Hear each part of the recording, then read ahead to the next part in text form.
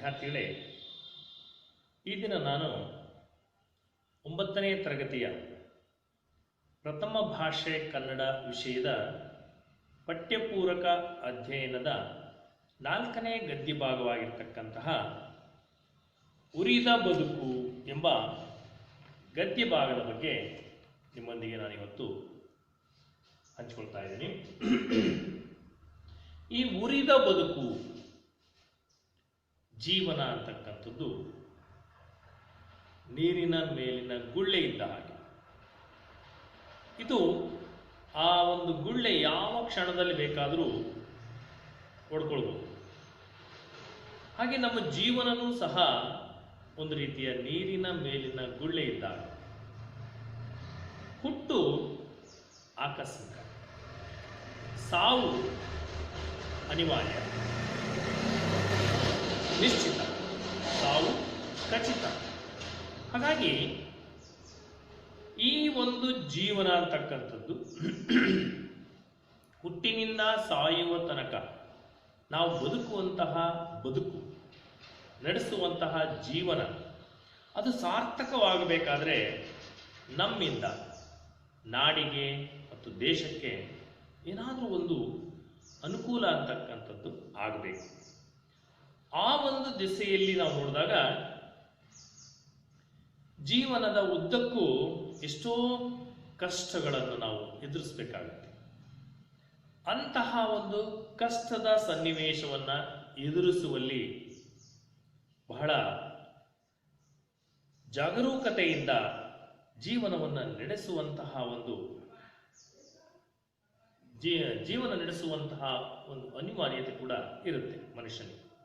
ಹಾಗಾಗಿ ಅಂತಹ ಒಂದು ಸನ್ನಿವೇಶವನ್ನ, ಸ್ವಾತಂತ್ರ್ಯ ಹೋರಾಟ ಚಳುವಳಿಯ ಒಂದು ಸನ್ನಿವೇಶವನ್ನ ನಿಮ್ಮ ಮುಂದೆ ಇಡ್ತಾ ಪ್ರಸ್ತುತ ಈ ಒಂದು ಗದ್ಯ ಭಾಗದ ಲೇಖಕರಾಗಿರ್ತಕ್ಕಂತಹ ಶಾಂತರಸ ಇವರು ಬರೆದಿರ್ತಕ್ಕಂತಹ ಒಂದು ಗದ್ಯ ಭಾಗ ಉರಿದ ಬದುಕು ಅಂತೇಳಿ. ಈ ಶಾಂತರಸ ಎನ್ನುವ ಲೇಖಕರ ಒಂದು ಸಂಕ್ಷಿಪ್ತ ಪರಿಚಯವನ್ನು ಮಾಡಿಕೊಳ್ಳೋದ್ರ ಮೂಲಕ ನಾವು ಪಾಠಕ್ಕೆ ನಾಂದಿ ಹಾಡೋಣ. ಶಾಂತರಸ ಇವರ ಒಂದು ಕಾಲ ಕ್ರಿಸ್ತ ಶಕ 1924. ಇವರ ಕಾಲ ಕ್ರಿಸ್ತ ಶಕ 1924. 1924ರಲ್ಲಿ ರಾಯಚೂರು ಹತ್ತಿರದ ಹೆಂಬೇರಾಳಿನಲ್ಲಿ ಜನಿಸಿದರು. ರಾಯಚೂರು ಹತ್ತಿರ ಸ್ಥಳ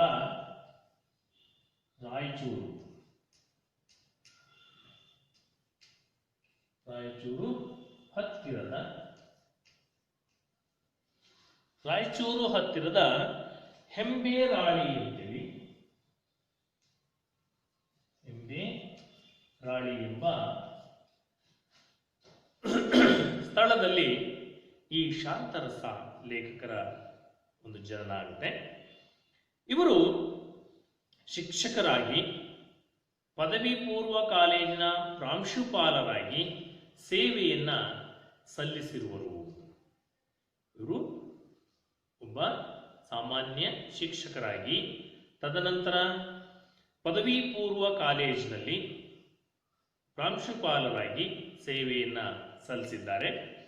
ಇವರು ಕಥೆಗಾರರೂ ಹೌದು, ಕವಿಯೂ ಹೌದು, ಸಂಶೋಧಕ ಹಾಗೂ ನಾಟಕಕಾರರು ಮತ್ತೆ ಅನುವಾದಕರು, ಹಾಗೇನೆ ಸಂಪಾದಕರಾಗಿಯೂ ಸಹ ಇವರು ಕೆಲಸವನ್ನ ನಿರ್ವಹಿಸಿದ್ದಾರೆ. ಇವರು ಬರೆದಿರ್ತಕ್ಕಂಥ ಕೃತಿಗಳು, ಹಲವಾರು ಕೃತಿಗಳನ್ನ ಇವರು ಬರೆದಿರ್ತಕ್ಕಂಥದ್ದನ್ನು ನಾವಿಲ್ಲಿ ಕಾಣಬಹುದು. ಇವರು ಬರೆದಂತಹ ಕೃತಿಗಳಲ್ಲಿ ಪ್ರಮುಖವಾದಂಥವು ಅಂತಂದ್ರೆ ಉರಿದ ಬದುಕು ಅಂತೇಳಿ, ಉರಿದ ಬದುಕು,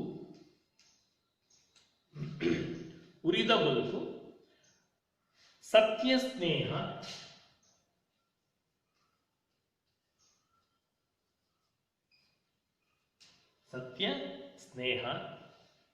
ಹಾಗೇನೆ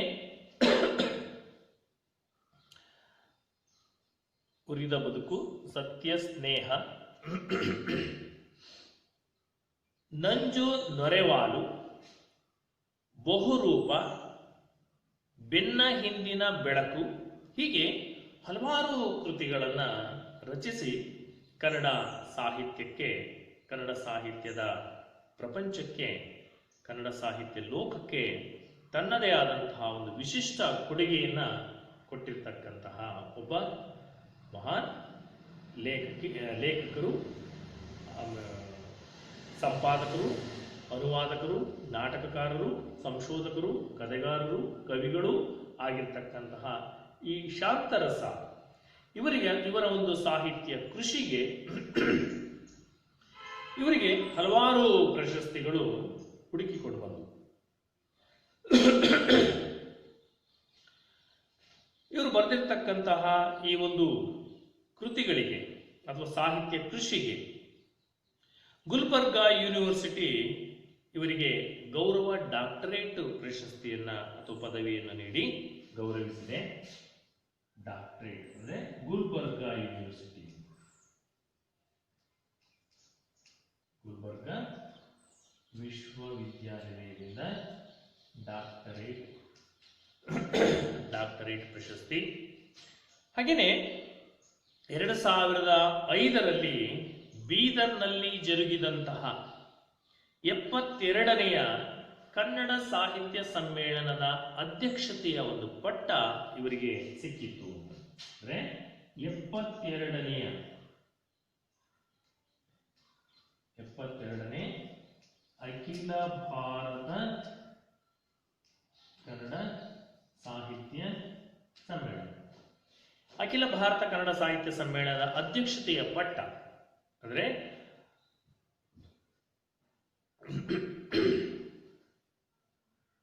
ಬೀದರ್ನಲ್ಲಿ ನಡೆದಂಥದ್ದು 2005ರಲ್ಲಿ ನಡೆದಂತಹ 72ನೆಯ ಅಖಿಲ ಭಾರತ ಕನ್ನಡ ಸಾಹಿತ್ಯ ಸಮ್ಮೇಳನದ ಅಧ್ಯಕ್ಷತೆಯ ಪಟ್ಟ ಇವರಿಗೆ ಲಭಿಸಿತ್ತು. ಇವರು ಸಾಹಿತ್ಯದ ಮೂಲಕ ಸಮಾಜದ ಒಂದು ಚರಿತ್ರೆಯನ್ನ ಕಟ್ಟಿಕೊಳ್ಳಬಹುದಾದ ಕಥೆಗಳನ್ನ ಬರೆದ ಕೆಲವೇ ಜನ ಲೇಖಕರಲ್ಲಿ ಇವರು ಕೂಡ ಒಬ್ಬರಾಗಿದ್ದಾರೆ. ಅಂದ್ರೆ ಸಮಾಜದ ಒಂದು ಚರಿತ್ರೆಯನ್ನ ಕಟ್ಕೊಳ್ಬಹುದಾದಂತಹ ಕಥೆಗಳನ್ನ ಬರೆದಂತಹ ಲೇಖಕರು ಕೆಲವೇ ಮಂದಿ, ಅದರಲ್ಲಿ ಇವರು ಕೂಡ ಒಬ್ಬರಾಗಿದ್ದಾರೆ. ಬನ್ನಿ, ಈ ಒಂದು ಸಮಾಜದಲ್ಲಿ ಹಿಂದೆ ನಡೆದಂತಹ ಘಟನಾವಳಿಗಳನ್ನು ಆಧರಿಸಿ ಸಮಾಜದ ಒಂದು ಚರಿತ್ರೆಯನ್ನ ಸಾಹಿತ್ಯ ರೂಪದಲ್ಲಿ ಅಥವಾ ಕಥೆಯ ರೂಪದಲ್ಲಿ ಬರೆದು ಅದನ್ನ ಕನ್ನಡ ಅಭಿಮಾನಿಗಳಿಗೆ, ಕನ್ನಡ ಸಾಹಿತ್ಯಾಭಿಮಾನಿಗಳಿಗೆ ಅದನ್ನು ಯಾವ ರೀತಿ ಉಣಬಡಿಸಿದ್ದಾರೆ ಅಂತಕ್ಕಂಥದ್ದನ್ನ ನೋಡೋಣ ಬನ್ನಿ. ಉರಿದ ಬದುಕು, ಬಾಗಿಲು ಮುಚ್ಚಿತು. ಅಂದ್ರೆ ಒಂದು ಕಥೆಯ ರೂಪದಲ್ಲಿ ಯಾವ ರೀತಿ ಗದ್ಯವನ್ನ ಅವರು ತೆಗೆದುಕೊಂಡು ಹೋಗ್ತಾರೆ ಅಂತಕ್ಕಂಥದ್ದನ್ನೆಲ್ಲ ನಾವಿಲ್ಲಿ ಕಾಣ್ಬೋದು. ಕಥನ ರೂಪದಲ್ಲಿ ಈ ಸಮಾಜದ ಒಂದು ಇತಿಹಾಸವನ್ನ ತಿಳಿಸ್ತಕ್ಕಂಥ ಒಂದು ಪ್ರಯತ್ನವನ್ನು ಮಾಡಿದ್ದಾರೆ. ನೋಡೋಣ ಬನ್ನಿ. ಬಾಗಿಲು ಮುಚ್ಚಿತು, ಸಿಟ್ಟಿನಿಂದ ತಿಪ್ಪಣ್ಣ ಖುದ್ದು ಹೋದ. ಕಾಶಿಮಲಿಯನ್ನು ಬಿಟ್ಟು ಇವಳನ್ನೇ ಯಾಕೆ ಕೊಲ್ಲಬಾರದೆನಿಸಿತು ಅವನಿಗೆ. ಈಗ ಅಪರಾತ್ರಿ, ಇಲ್ಲಿಗೆ ಹೋಗಬೇಕು. ಬರುವಾಗ ಯಾರೋ ಹಿಂದೆ ಬಂದಿದ್ದಾರೆ ಅನ್ಸಿತ್ತು. ಚೀಟಿ ಪಾಟಿ ಚಿಲ್ಲವಾರ ದಾಟಿ ಅಂಕು ಡೊಂಕು ಅನ್ನುವಂತೆ ಯಾವುದೋ ಓಣಿ ಹಾದು ಸುತ್ತು ಹಾಕಿಕೊಂಡು ತಿಪ್ಪಣ್ಣ ಬಂದಿದ್ದ. ಇಲ್ಲಿ ನೋಡಿದರೆ ಈ ಸ್ಥಿತಿ. ಅಂದ್ರೆ ತಿಪ್ಪಣ್ಣ ಅಂತಕ್ಕಂಥ ಒಬ್ಬ ವ್ಯಕ್ತಿ ಎಲ್ಲೋ ಅವನನ್ನ ಯಾರೋ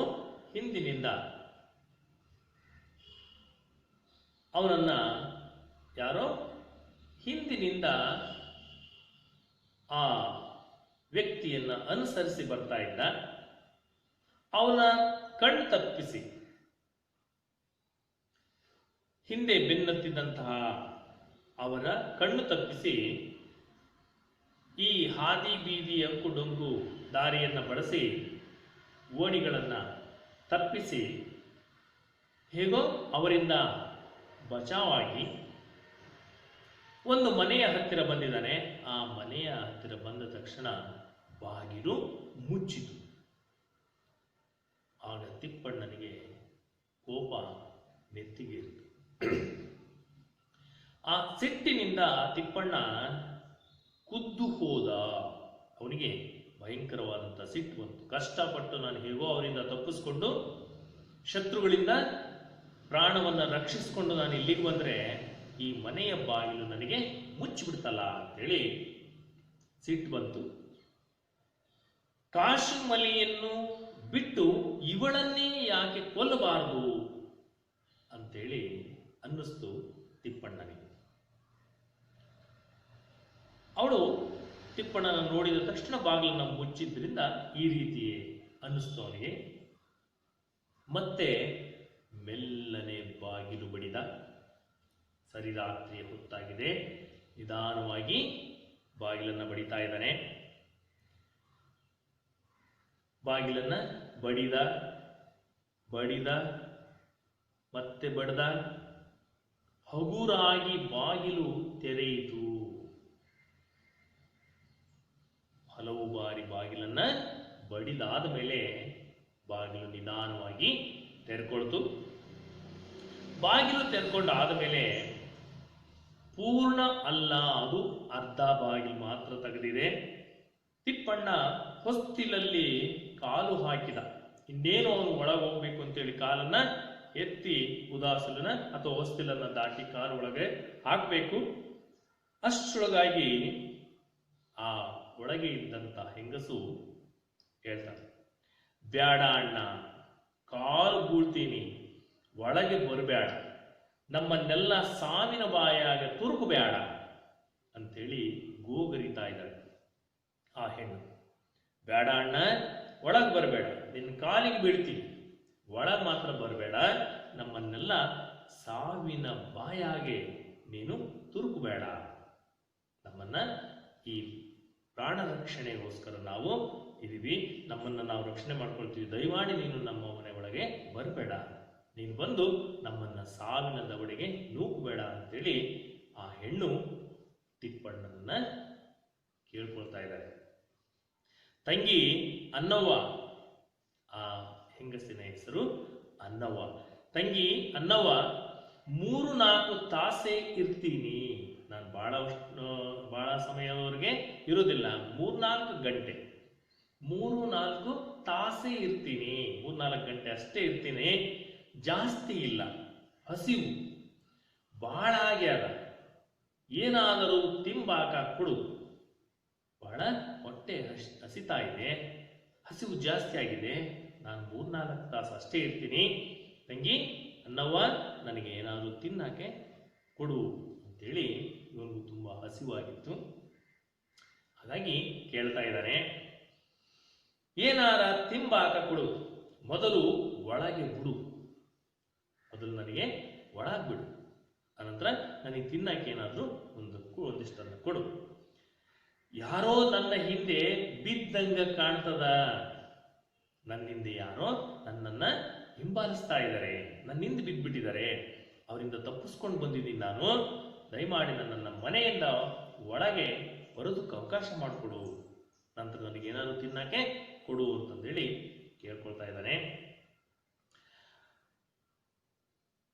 ಒಳಗೆ ಬರುವ ಅಣ್ಣನನ್ನು ತಡೆದು ಆ ತಂಗಿ ಏನ್ ಮಾಡ್ತಾಳೆ, ಅವನನ್ನ ತಿಪ್ಪಣ್ಣನನ್ನ ಒಳಗೆ ಬರೋದಕ್ಕೆ ಅವನ ಹೆಜ್ಜೆ ಇಡೋದಕ್ಕೆ ಹೋದಾಗ ಅವನನ್ನ ತಡೆದು, ಎಣ್ಣ ನೀ ಬಂದಿದ್ದು ಸುಳು ಹೊತ್ತಿದ್ರೆ ರಜಾಕಾರು ನಮ್ಮನ್ನ ಬೀದಿಯಾಗಿ ನಿಲ್ಲಿಸಿ ಗುಂಡಾಕ್ತಾರ, ಒಳಗೆ ಬರಬೇಡ, ಎಲ್ಯಾನ ಹೋಗು, ನಡಿ, ನಿಂದ್ರಬೇಡ, ಸಂಜೆ ಕಡೆ ಊರಾಗ ಪೊಲೀಸರು ಬಂದು ಗಸ್ತು ತಿರುಗಿದ್ರು, ಅಮೀನ್ ಸಾಬ್ರು ಬಂದಿದ್ನಂತ, ಇನ್ನೂ ಅಗಸ್ಯಾಗ ಅನಂತ ಕಾಲಿಡ್ತೀನಿ ಅಣ್ಣ, ಕಾಲಿಡೀತೀನಿ ಅಣ್ಣ, ಒಳಗೆ ಬರಬೇಡ. ಆ ಹೆಣ್ಣು ಗೋಗರಿತಾ ಇದ್ದಾಳೆ. ಅಣ್ಣ, ನೀನ್ ಬಂದಿದ್ದು ಸುಳು ಹೊತ್ತಿದ್ರೆ, ನೀನ್ ಬರ್ತಕ್ಕಂಥ ಸುಳಿವು ಅವರಿಗೆ ಸಿಕ್ಕಿದ್ರೆ ರಜಾಕಾರರು ನಮ್ಮನ್ನ ಬೀದಿಯಾಗಿ ನಿಲ್ಲಿಸಿ ಗುಂಡು ಹಾಕ್ತಾರ.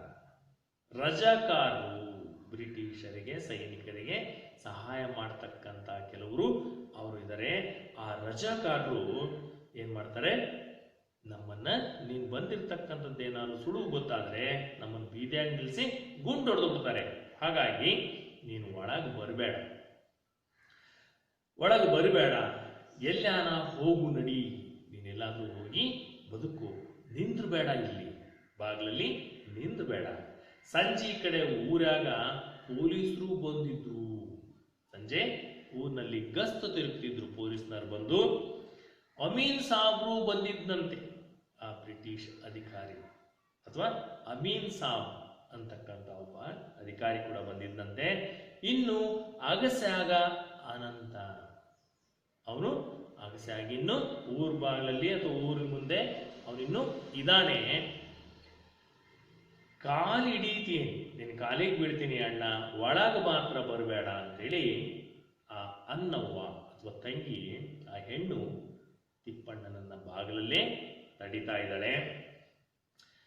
ಅಪ್ಪನ್ನ ಕೊಲ್ಲಿದವರ ಮ್ಯಾಲೆ ನಿನಗೆ ಸಿಟ್ಟಿದ್ದಂಗಿಲ್ಲ. ಈಗ ನಿಮ್ಗೆ ಅರ್ಥ ಆಗಿರ್ಬೋದು ವಿದ್ಯಾರ್ಥಿಗಳೇ, ಆ ಹೆಣ್ಣು ಮಗಳ ತಂದೆಯನ್ನ ಕೊಂದು ಹಾಕಿರ್ತಾರೆ. ಆ ಕೊಂದು ಹಾಕಿದವರ ಮೇಲೆ ನಿನಗೆ ಸಿಟ್ಟಿದ್ದಂಗಿಲ್ಲ. ನಾನು ಅವರನ್ನ ಕೊಲ್ಲಾಕ ಹೊಂಟೀನಿ. ಅಪ್ಪನ್ನ ಕೊಲ್ಲಿದವರ ಮೇಲೆ ನಿನಗೆ ಸಿಟ್ಟಿದ್ದಂಗಿಲ್ಲ. ನಾನು ಅವರನ್ನ ಕೊಲ್ಲಾಕ ಹೊಂಟೀನಿ. ತಟುಕು ಹೊತ್ತು ಇಲ್ಲಿ ಇರ್ತೀನಿ, ಹಸ್ತಿದ್ದೀನಿ ಅನ್ನವ್ವ, ಏನಾದರೂ ಕೊಡು ತಿಂಬಾಕ. ಆ ಅಣ್ಣ ತನ್ನ ತಂಗಿಯನ್ನ ಕೇಳ್ಕೊಳ್ತಾ ಇದ್ದಾನೆ, ಏನಾದರೂ ನನಗೆ ತಿನ್ನಾಕ ಕೊಡು. ತಂದೆಯನ್ನ ಕೊಂದಂಥವ್ರನ್ನ ಅವರ ಮೇಲೆ ನಿನಗೆ ಸಿಟ್ಟಿದ್ದಂಗಿಲ್ಲ, ಅವರನ್ನ ಕೊಲ್ಲಾಕಂತಲೇ ನಾವು ಹೊರಟಿದ್ದೀವಿ. ಹಾಗಾಗಿ ತಟುಕು ಹೊತ್ತು ಅಂದ್ರೆ ಸ್ವಲ್ಪ ಹೊತ್ತು ನಾನಿಲ್ಲಿ ಇರ್ತೀನಿ, ತುಂಬಾ ಹಸ್ತಿದ್ದೀನಿ, ಹೊಟ್ಟೆ ಹಸಿತಾ ಇದೆ. ಹಾಗಾಗಿ ನನಗೆ ಏನಾದರೂ ತಿನ್ನೋದಕ್ಕೆ ಕೊಡು ಅಂತೇಳಿ ಆ ತಿಪ್ಪಣ್ಣ ತನ್ನ ತಂಗಿಯನ್ನ ಕೇಳ್ತಾ ಇದ್ದಾನೆ. ಸಿಟ್ಟ್ಯಾಕಿಲ್ಲ ಅಣ್ಣ. ಆಗ ಅದಕ್ಕೆ ತಂಗಿ ಹೇಳ್ತಾ ಇದ್ದಾಳೆ, ಸಿಟ್ಟ್ಯಾಕಿಲ್ಲ ಅಣ್ಣ, ಈಗ ಅವರು ನಮ್ಮನ್ನೂ ಕೊಲ್ಲಾಕ ತಯಾರಾಗ್ಯಾರ. ಸಿಟ್ಟ್ಯಾಕಿಲ್ಲ, ನನಗೂ ಸಿಟ್ಟಿದೆ. ನಮ್ಮಪ್ಪ ನನ್ನ ಕೊಂದಂಥವನ ಮೇಲೆ ಸೇಡ್ ತೀರಿಸ್ಕೊಳ್ಬೇಕಂತಹ ಸಿಟ್ಟು ನನಗೂ ಇದೆ. ಆದ್ರೆ ಈಗ ಅವರು ನಮ್ಮನ್ನೂ ಕೊಲ್ಲೋದಕ್ಕೆ ತಯಾರಾಗಿದ್ದಾರೆ. ಹಾಗಾಗಿ ಪಿಸು ಧ್ವನಿಯಲ್ಲಿ ಹೇಳ್ತಾಳೆ ಈ ಮಾತನ್ನ, ಸಿಟ್ಟ್ಯಾಕಿಲ್ಲ ಅಣ್ಣ, ಈಗ ಅವರು ನಮ್ಮನ್ನೂ ಕೊಲ್ಲಾಕ ತಯಾರ. ಸಿಟ್ಟ್ಯಾಕಿಲ್ಲ, ಸಿಟ್ಟಿದೆ ನನಗೆ, ಆದ್ರೆ ಈಗ ಅವರು ನಮ್ಮನ್ನೂ ಕೊಲ್ಲೋದಕ್ಕೆ ತಯಾರಾಗಿದ್ದಾರೆ. ಬೇಡ ಅಣ್ಣ, ಜಲ್ದಿ ನಡಿ ಅಣ್ಣ, ಆತ ಈಗ ಬದಲಾಗ್ಯಾನ. ಬೇಡ ಅಣ್ಣ, ಇಲ್ಲಿ ಇರಬೇಡ, ಬೇಗ ನಡಿ, ಜಲ್ದಿ ನಡಿ ಅಣ್ಣ, ಆತ ಈಗ ಬದಲಾಗ್ಯಾನ. ಜೀವದ ಅಂಜಿಕೆ ಹೆಚ್ಚಾಗಿ ರಜಾಕಾರರ ಸೋಕ್ತಿ ಮಾಡ್ಯಾನ. ಅವನು ಈಗ ಬದಲಾಗ್ಬಿಟ್ಟಿದ್ದಾನೆ, ಜೀವದ ಹಂಗು ತೋರ್ಬಿಟ್ಟಿದ್ದಾನೆ ಈಗ. ಹಾಗಾಗಿ ಅವನಿಗೆ ಅಂಜಿಕೆ ಹೆಚ್ಚಾಗಿ, ಅಂದ್ರೆ ಆ ಜೀವದ ಅಂಜಿಕೆ, ಜೀವದ ಭಯ ಹೆಚ್ಚಾಗಿ ಏನ್ ಮಾಡಿದ್ದಾನೆ, ರಜಾಕಾರರ ಸಹಾಯವನ್ನ ಪಡ್ಕೊಂಡ್ಬಿಟ್ಟಿದ್ದಾನೆ. ಹಾಗಾಗಿ ನಮ್ಮ ಅಪ್ಪನನ್ನ ಕೊಂದಂತವನ ಮೇಲೆ ಸಿಟ್ಟು ಅನ್ನೋದು ನನಗೂ ಇದೆ. ಆದ್ರೆ ಈಗ ಅವನು ರಜಾಕಾರರ ಜೊತೆಯಲ್ಲಿ ತಿರುಗಾಡ್ತಾ ಇದ್ದಾನೆ, ಅವರಿಗೆ ಅವನು ಸಹಾಯ ಮಾಡ್ತಾ ಇದ್ದಾನೆ. ಹಾಗಾಗಿ ನಮ್ಮನ್ನು ಕೊಲ್ಲೋದಕ್ಕೆ ಅವರು ಪಿತೂರಿ ಕೂಡ ಮಾಡಿದ್ದಾರೆ. ಸೋಕ್ತಿ ಮಾಡ್ಯಾನ, ರಜಾಕಾರರ ಸೋಕ್ತಿ ಮಾಡ್ಯಾನ, ಅವರ ಸ್ನೇಹವನ್ನ ಮಾಡ್ಕೊಂಡಿದ್ದಾನೆ. ಹಾಗಾಗಿ ಈ ಮಾತು ನಿನಗ ಹೇಳಬಾರದಂತ ಮಾಡಿದ್ದೆ. ರಜಾಕಾರರ ಸ್ನೇಹ ಮಾಡಿದಾನೆ ಅಂತಂದು ಹೇಳಬಾರದು ಅಂತ ನಾನು ಮಾಡಿದ್ದೆ. ನನ್ನ ಹಣೆ ಬರ, ಅಪ್ಪನ್ನ ಕಳ್ಕೊಂಡೆ, ಈಗ ಅಣ್ಣನ್ನ ಕಳಕಳ್ಳಿಕ್ಕೆ ಒಲ್ಲೆ. ನನಗಪ್ಪ ಕಳ್ಕೊಂಡ್ಬಿಟ್ಟಿದ್ದೀನಿ ನಾನು, ಈಗ ಇರ್ತಕ್ಕಂಥವ್ನು ನೀನೊಬ್ಬನೇ ನನಗೆ ಅಣ್ಣ. ನಿನ್ನನ್ನು ನಾನು ಕಳ್ಕೊಳ್ಳೋದಕ್ಕೆ ಇಷ್ಟ ಇಲ್ಲ. ಹಾಗಾಗಿ ಎಲ್ಲಾದರೂ ದೂರ ಹೋಗ್ಬಿಡು, ಎಲ್ಲಾದರೂ ಬದುಕಿ ಜೀವಂತವಾಗಿದ್ದರೆ ನನಗಷ್ಟೇ ಸಾಕು ಅಂತೇಳಿ ತಂಗಿ ಅಣ್ಣನಿಗೆ ಬುದ್ಧಿವಾದವನ್ನು ಹೇಳ್ತಾ ಇದ್ದಾಳೆ. ಕಳ್ಕೊಳ್ಳಕ್ಕೆ ಒಲ್ಲೆ, ಆತ ಕುಡಿದು ಒಳಗೆ ಬಿದ್ದಾನ. ನೀ ಬಂದದ್ದು ಗೊತ್ತಾದ್ರೆ ರಜಾಕಾರಿಗೆ ಹಿಡ್ಕೊಡಾಕ ಅವನೇನು ಹೇಸೋದಿಲ್ಲ. ಅಣ್ಣ, ಈ ಮಾತು ಹೆಂಗೆ ಹೇಳಂತ ಏನೇನೋ ಮಾತಾಡಿದೆ. ನಾ ಸಾಯಾಕ ತಯಾರೀನಿ ಅಣ್ಣ, ಆದರೆ ನೀ ಬದುಕಬೇಕು. ಆ ಕಾಶಿ ಮಲಿನ ತರ ಕಡಿಬೇಕು, ಆ ಕಾಶಿ ಮಲಿ ತರಾನೇ ಕಡಿಬೇಕು. ಆ ಸುದ್ದಿ ನಾ ಕೇಳಬೇಕು, ನಡಿಯಣ್ಣ. ಅಂದರೆ ಆ ರಜಾಕಾರರಿಗೆ ಸಹಾಯ ಮಾಡಿದಂತಹ ಕಾಶಿ ಮಲಿಯನ್ನ ಇವನು ಕೊಂದಿರ್ತಕ್ಕಂಥ ಸುದ್ದಿ ಈ ಅಣ್ಣನಿಗೆ, ತಿಪ್ಪಣ್ಣನಿಗೆ ಗೊತ್ತಿರೋದ್ರಿಂದ ಅವನು ಅವರ ಮೇಲೆ ಸೇಡನ್ನು ತೀರಿಸ್ಕೊಳ್ಳಲು ಹೊರಟಿದ್ದಾನೆ. ಹಾಗಾಗಿ ತಿಪ್ಪಣ್ಣನನ್ನು ಕೊಲ್ಲೋದಕ್ಕೆ ಆ ರಜಾಕಾರರ ಸಹಾಯದಿಂದ ಅವನು ಇವರನ್ನ ಕಾಯ್ತಾ ಇದ್ದಾನೆ, ಹಿಂಬಾಲಿಸ್ಕೊಂಡು ಬಂದಿದ್ದಾರೆ. ಈಗ ಆ ರಜಾಕಾರನ ಜೊತೆಯಲ್ಲಿ ಅವನು ಸ್ನೇಹ ಮಾಡಿ ಅವನೇನು ಕುಡಿದು ಮನೆಯಲ್ಲೇ ಇದ್ದಾನೆ. ಹಾಗಾಗಿ ಈ ಸುದ್ದಿ ನಿನಗೆ ಹೆಂಗೆ ಹೇಳಿ ನಾನು, ನೀನು ಒಳಗೆ ಬಂದರೆ ಈ ಸುದ್ದಿಯನ್ನು ಅವನು ರಜಾಕಾರರಿಗೆ ತಿಳಿಸ್ಕೊತಾನೆ. ಹಾಗಾಗಿ ನಮ್ಮನ್ನು ಕೊಂದು ಬಿಡ್ತಾರೆ. ನಾನು ಸತ್ರೂ ಪರವಾಗಿಲ್ಲ, ನೀನು ಬದುಕಬೇಕು. ನೀನು ಆ ಕಾಶಿ ಮಲ್ಲಿಯನ್ನು ಕಡಿದ ಹಾಗೆ ಇವರನ್ನು ನೀನು ಧ್ವಂಸ ಮಾಡಬೇಕು.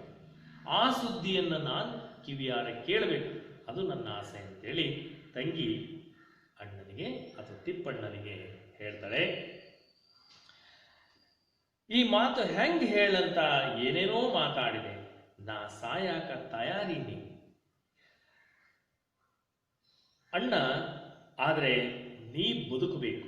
ಅವ್ರ ಮೇಲೆ ಸೇಡ್ ತೀರಿಸ್ಕೊಡೋದಕ್ಕಾದ್ರೂ ನೀನು ಬದುಕಲೇಬೇಕು. ಆ ಕಾಶಿ ಮಲಿನ ತಾರ ಕಡಿಬೇಕು, ಕಾಶಿ ಮಲಿನ ತರನೇ ಕಡಿಬೇಕು. ಅವರನ್ನ ನಮ್ಮ ತಂದೆಯನ್ನು ಕೊಂದಂಥವನನ್ನ ಆ ಕಾಶಿ ಮಲಿನ ಯಾಕೆ ಕೊಂದ್ರೋ ಅದೇ ರೀತಿ ಕೊಲ್ಲಬೇಕು ನೀನು ಅವರನ್ನ. ಆ ಸುದ್ದಿ ನಾ ಕೇಳಬೇಕು, ನೀನು ಅವರನ್ನು ಕೊಂದಂಥ ಸುದ್ದಿಯನ್ನು ನಾನು ಕೇಳಬೇಕು. ನಡಿಯಣ್ಣ, ಬೇಗ ಎಲ್ಲಾದರೂ ಹೋಗಿ ಜೀವ ಉಳಿಸ್ಕೋ ಇವತ್ತು ಅಂತಂದೇಳಿ ತಂಗಿ ಅನ್ನವ್ವ ಹೇಳ್ತಾ ಇದ್ದಾರೆ. ಅನ್ನವ್ವನ ಕುತ್ತಿಗೆಯ ಸರ ಬಿಗಿದವು, ಅಂದರೆ ಅವಳ ಗಂಟಲಿನ ಆ ನರಗಳು ಉಬ್ಬಿ ಬಂದು ಆ ಮಾತನ್ನು ಹೇಳಬೇಕಾದ್ರೆ ಆಕೆ ಸರಕ್ಕನೆ ಒಳಗೆ ಹೋಗಿ ಒಂದು ಚೀಲ ತಂದಳು. ಆ ರೀತಿ ಹೇಳಿದ ತಕ್ಷಣ ಅನ್ನವ್ವ ಒಳಗೋಗಿ ಒಂದು ಕೈಚೀಲವನ್ನ ಹಿಡ್ಕೊಂಡು ಬಂದು ಅವನಿಗೆ ಕೊಡ್ತಾಳೆ. ಒಳಗೆ ಹೋಗಿ ಒಂದು ಚೀಲ ತಂದಳು. ಅಣ್ಣ ತಗ ಅಣ್ಣ, ಇದ್ರಾಗ ರೊಟ್ಟಿ ಗಟ್ಟಿ ಬ್ಯಾಳಿ ಅದ, ಎಲ್ಲಾದರೂ ಹೋಗಿ ತಿನ್ನು. ಈ ಚೀಲದಲ್ಲಿ ನನಗೆ ಊಟ ಇಟ್ಟಿದ್ದೀನಿ, ಅನ್ನ ಇದನ್ನ ತಗೋ ಅಣ್ಣ. ಅಣ್ಣ ಈ ಚೀಲವನ್ನು ತಗೋ, ಇದರಲ್ಲಿ ರೊಟ್ಟಿ ಇಟ್ಟಿದ್ದೀನಿ, ಗಟ್ಟಿ ಬೇಳೆ ಅದ, ಬೇಳೆ ಪಲ್ಯ ಇದೆ, ಎಲ್ಲಾದರೂ ಹೋಗಿ ತಿನ್ನು. ಇದನ್ನ ಹೊಟ್ಟೆ ಹಸ್ಕೊಂಡಿದೆಯಲ್ಲ, ಈ ಊಟವನ್ನು ತಗೊಂಡು ಎಲ್ಲಾದರೂ ಹೋಗಿ ತಿನ್ನು, ಇಲ್ಲಿ ಒಳಗೆ ಬರಬೇಡ ಅಂತ ಹೇಳಿ ತಿಳಿಸ್ತಾರೆ. ಚೀಲ ತೆಗೆದುಕೊಂಡು ತಿಪ್ಪಣ್ಣ ಹಿಂದೆ ಸರಿದ. ಆ ಚೀಲ ಇಸ್ಕೊಂಡು ತಿಪ್ಪಣ್ಣ ಅಲ್ಲಿಂದ ಹಿಂದಕ್ಕೆ ಸರದ. ಬಾಗಿಲು ಮುಚ್ಚಿಕೊಂಡಿತು. ಗೌವೆನ್ನುವ ಕತ್ತಲೆ, ಏನೂ ಕಾಣದು. ಭಯಂಕರವಾದಂತಹ ಕತ್ತಲಿದೆ. ಆ ಕತ್ತಲೆಯೊಳಗೆ ಕೈಚೀಲ ಹಿಡ್ಕೊಂಡು ತಿಪ್ಪಣ್ಣ ಹೊರಟಿದ್ದಾನೆ. ಈ ಮುಂದೆ ದಾರಿ ಕಾಣದೇ ಇಲ್ಲ, ಏನೂ ಕಾಣ್ತಾ ಇಲ್ಲ. ಈ ಕತ್ತಲೆಯನ್ನು ಸೀಳಿಕೊಂಡು ಎಲ್ಲಿಗೆ ಹೋಗಬೇಕು, ಈ ಕತ್ತಲೆಯಲ್ಲಿ ನಡ್ಕೊಂಡು ನಾನು ಎಲ್ಲಿಗಂತ ಹೋಗ್ಲಿ ಅಂತೇಳಿ ಯೋಚನೆ ಮಾಡ್ತಾ ಇದ್ದಾನೆ ತಿಪ್ಪಣ್ಣ. ಆದರೆ ಕತ್ತಲೆಯಲ್ಲಿ ಅವನು ಹೋಗಲೇಬೇಕಾಗಿರೋದ್ರಿಂದ ಅವನು ತನ್ನ ಪ್ರಯಾಣವನ್ನು ಬೆಳೆಸಿದಾನೆ. ಊರಿಗೆ ಪೊಲೀಸರು ಬೇರೆ ಬಂದಿದ್ದಾರಂತೆ, ಊರೊಳಗೆ ಪೊಲೀಸ್ನರು ಬೇರೆ ಬಂದಿದ್ದಾರೆ. ಅಲ್ಲದೆ ರಜಾಕಾರರ ದಂಡು ಈ ಊರಲ್ಲಿ ದೊಡ್ಡದೇ ಅದಂತೆ. ರಜಾಕಾರರು ಪೊಲೀಸರಿಗೆ ಸಹಾಯ ಮಾಡುವಂತಹ ಈ ಗೂಢಾಚಾರಿಗಳು ಬೇರೆ ಇದ್ದಾರೆ. ಅವರ ಒಂದು ದಂಡು ಕೂಡ ಬಹಳ ಬಹಳ ದೊಡ್ಡದಾಗಿದೆ. ಅವರ ಕಣ್ಣು ತಪ್ಪಿಸಿ ನಾನು ಎಲ್ಲಿ ಹೋಗೋದು ಅಂತೇಳಿ ತಿಪ್ಪಣ್ಣ ಯೋಚನೆ ಮಾಡ್ತಾ ಇದ್ದಾನೆ. ಅಗಸೆಯ ಕಡೆ ಹೋದ್ರೆ ಪ್ರಾಣ ಉಳಿಯದು, ಊರ್ಬಾಗ್ಲಿನ ಕಡೆ ಹೋದ್ರೆ ನನ್ನ ಪ್ರಾಣ ಅಂತೂ ಉಳಿಯುವುದಿಲ್ಲ. ಹಾಗಾಗಿ ಆ ಕಡೆ ಪೊಲೀಸರು ಗಸ್ತು ತಿರುಗ್ತಾ ಇದ್ದಾರೆ. ಜೊತೆಗೆ ರಜಾಕಾರರಿದ್ದಾರೆ, ಗೂಢಾಚಾರಿಗಳೆಲ್ಲ ಇದ್ದಾರೆ, ಗುಪ್ತಾಚಾರರು ಕೂಡ ಅದರಲ್ಲಿ ಇದ್ದಾರೆ. ಹಾಗಾಗಿ ನಾನು ಇರ್ತಕ್ಕಂಥ ವಿಷಯವನ್ನ ಏನಾದರೂ ಅವ್ರಿಗೆ ತಿಳಿಸಿದ್ರೆ ನನ್ನನ್ನ ಜೀವ ಸಮಾಧಿ ಮಾಡಿಬಿಡ್ತಾರೆ ಅಂತೇಳಿ ಆ ಕಡೆ ಹೋಗೋದು ಬೇಡ ಅಂತೇಳಿ ಆ ಓಣಿಯಲ್ಲಿ ಮಸೀದೆ, ಅಲ್ಲಿ ರಜಾಕಾರರ ಕ್ಯಾಂಪ್, ಅಲ್ಲೊಂದು ಮಸೀದಿ ಇದೆ. ಆ ಮಸೀದಿ ಹತ್ರ ರಜಾಕಾರರೆಲ್ಲರೂ ಅಲ್ಲಿ ಕ್ಯಾಂಪ್ ಮಾಡ್ಕೊಂಡಿದ್ದಾರೆ, ಗುಂಪು ಸೇರಿದರಲ್ಲಿ. ಈ ಕಡೆ ಸಣ್ಣ ಸಂಧಿಯಲ್ಲಿಯೇ ತಪ್ಪಿಸಿಕೊಂಡು ಹೋಗಬೇಕು. ಇಲ್ಲೊಂದು ಸಣ್ಣ ಸಂಧಿ ಇದೆ, ಆ ಸಂಧಿ ಒಳಗಾಗಿನೇ ತಪ್ಪಿಸಿಕೊಂಡು ನಾನು ಹೋಗಬೇಕು. ಇಲ್ಲ ಅಂತಂದ್ರೆ ನನ್ನ ಜೀವ ಉಳಿಯೋದಿಲ್ಲ ಅಂತೇಳಿ ತಿಪ್ಪಣ್ಣ ತೀರ್ಮಾನ ಮಾಡ್ತಾನೆ.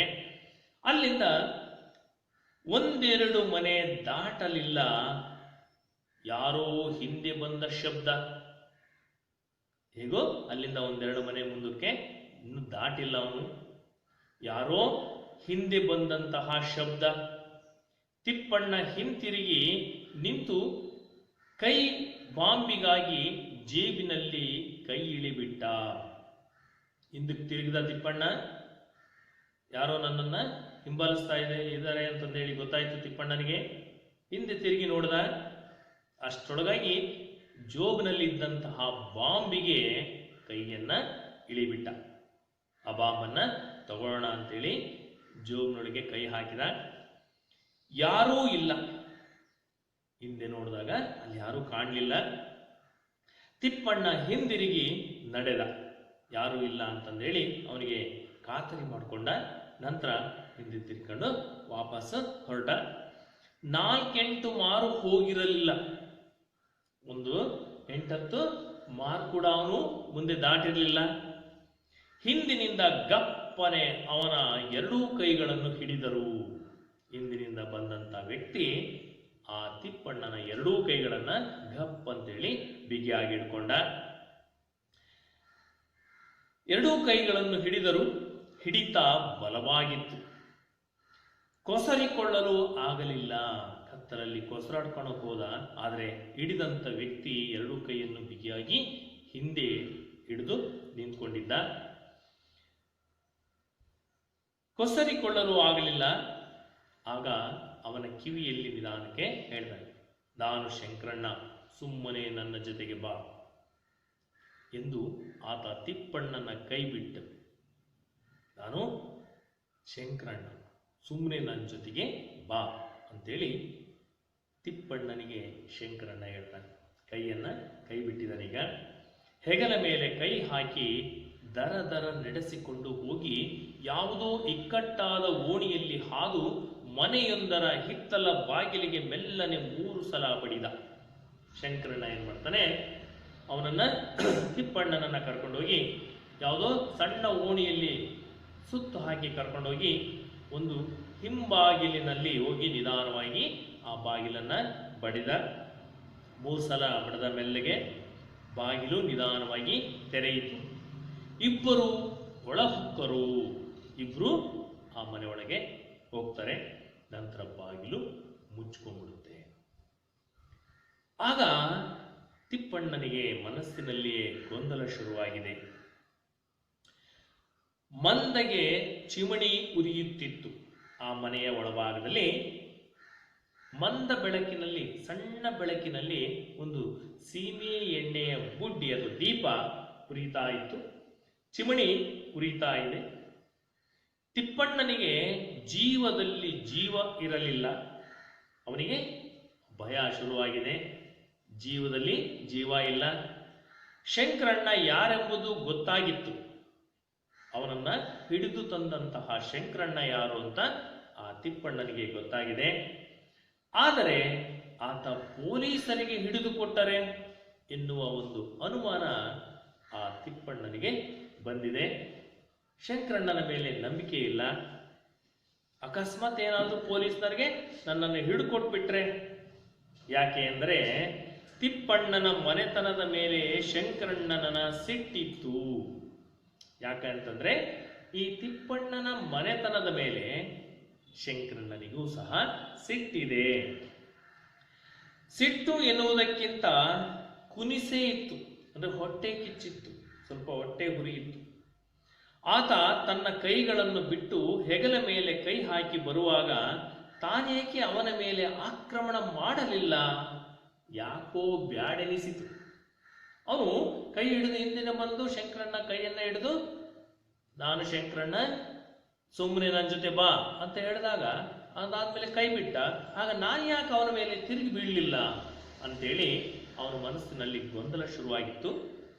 ಯಾಕೋ ಬೇಡ ಅನ್ನಿಸ್ತು. ಸಮಯ ಬಂದರೆ ಬಾಂಬ್ ಒಗೆದ್ರಾಯ್ತು ಅಂದ್ಕೊಂಡ. ಹೆಚ್ಚು ಕಡಿಮೆ ಏನಾದರೂ ಪರಿಸ್ಥಿತಿ ವಿಕೋಪಕ್ಕೆ ಹೋದರೆ ಹೇಗೂ ಜೋಬ್ನಲ್ಲಿ ಒಂದು ಬಾಂಬ್ ಇದೆ, ಆ ಬಾಂಬನ್ನು ತೆಗೆದು ಒಗೆದ್ರಾಯ್ತು ಅವನ ಮೇಲೆ ಅಂತೇಳಿ ಸುಮ್ಮನಾದ. ಚಿಮಣಿಯ ಬೆಳಕಿನಲ್ಲಿ ತಿಪ್ಪಣ್ಣ ಇನ್ನೊಬ್ಬ ಬಾಗಿಲು ತೆರೆದ ವ್ಯಕ್ತಿಯನ್ನು ನೋಡಿದ. ಆ ಸೀಮೆ ಎಣ್ಣೆ ಬುಡ್ಡಿಯ ಬೆಳಕಿನಲ್ಲಿ ಅಥವಾ ಚಿಮಣಿ ಎಣ್ಣೆಯ ಬುಡ್ಡಿಯ ಬೆಳಕಿನಲ್ಲಿ ಬಾಗಿಲನ್ನು ತೆರೆದಂತಹ ಇನ್ನೊಬ್ಬ ವ್ಯಕ್ತಿ ಒಳಗಿರ್ತಕ್ಕಂಥದ್ದನ್ನ ತಿಪ್ಪಣ್ಣ ನೋಡ್ದ. ದಪ್ಪ ಮೀಸೆಯ ಕುಳ್ಳನ ಮನುಷ್ಯ, ಒಂದು ಹಲ್ಲು ಮುಂದೆ ಬಂದಿತ್ತು. ವಿಶ್ವಾಸ ಸೂಸುವ ಕಣ್ಣುಗಳು ಫಳಫಳ ಹೊಳೆಯುತ್ತಿದ್ದವು. ಏನೋ ಒಂದು ರೀತಿಯ ಅವನ ಕಣ್ಣಿನಲ್ಲಿ, ಮುಖದಲ್ಲಿ ಒಂದು ರೀತಿಯ ವಿಶ್ವಾಸ ಇತ್ತು. ಒಂದು ಹಲ್ಲು ಉಬ್ಬಿತ್ತು. ಆ ಮಂದ ಬೆಳಕಿನಲ್ಲಿ ಆ ವ್ಯಕ್ತಿಯನ್ನ ನೋಡ್ದ. ಕಣ್ಣುಗಳು ಕತ್ತಲಿನಲ್ಲಿ ಆ ಮಂದ ಬೆಳಕಿನಲ್ಲಿ ಫಳಫಳ ಅಂತ ಹೊಳಿತಾ ಇದ್ವು. ಇಬ್ರೂ ಹೊಸಬರಾಗಿದ್ರಿ, ನಿಮ್ಮ ಪರಿಚಯ ನಿಮಗಿಲ್ಲ ಅಂತ ಕಾಣ್ತದೆ. ಈತ ಭೀಮರೆಡ್ಡಿ, ಈತ ತಿಪ್ಪಣ್ಣ. ಶಂಕರಣ್ಣ ಇಬ್ಬರ ಕಡೆಗೂ ನೋಡಿದ. ಆಗ ಅವರಿಬ್ರು ಕೂಡ ಹೊಸಬರಿದ್ದಾರೆ, ಅವರ ಪರಿಚಯ ಇಲ್ಲ. ತಿಪ್ಪಣ್ಣನಿಗೆ ಆ ವ್ಯಕ್ತಿಯ ಪರಿಚಯ ಇಲ್ಲ. ಅವನು ಹೊಸಬ, ಅವನಿಗೆ ಇವನು ಹೊಸಬ. ಆಗ ಶಂಕರಣ್ಣನೇ ಅವರಿಬ್ಬರನ್ನ ಪರಿಚಯ ಮಾಡಿಕೊಡ್ತಾ ಇದ್ದಾನೆ. ಈತ ಭೀಮರೆಡ್ಡಿ ಅಂತ, ಇವನು ತಿಪ್ಪಣ್ಣ ಅಂತೇಳಿ ಶಂಕರಣ್ಣ ಅವರಿಬ್ಬರನ್ನು ಪರಸ್ಪರ ಪರಿಚಯ ಮಾಡ್ತಾನೆ.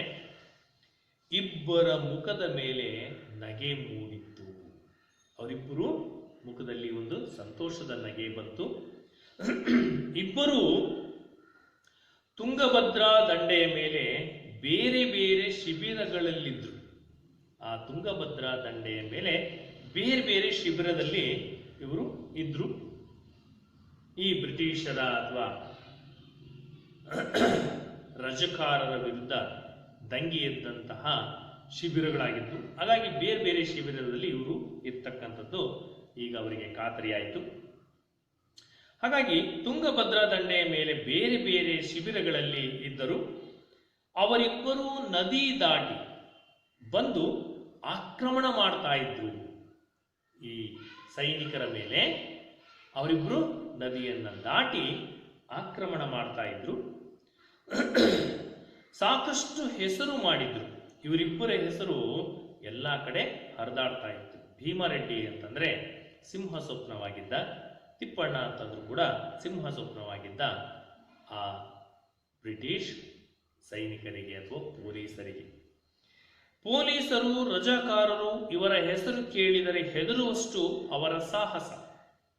ಪೊಲೀಸರಿಗೂ ಮತ್ತು ರಜಾಕಾರರಿಗೂ ಇವರ ಹೆಸರನ್ನ ಕೇಳಿದರೆ ಒಂದು ರೀತಿಯ ಭಯ, ಆತಂಕ ಉಂಟು ಮಾಡುವಷ್ಟು ಹೆಸರು ಗಳಿಸಿದ್ರು ಇವರಿಬ್ರು, ಭೀಮರೆಡ್ಡಿ ಮತ್ತು ತಿಪ್ಪಣ್ಣ.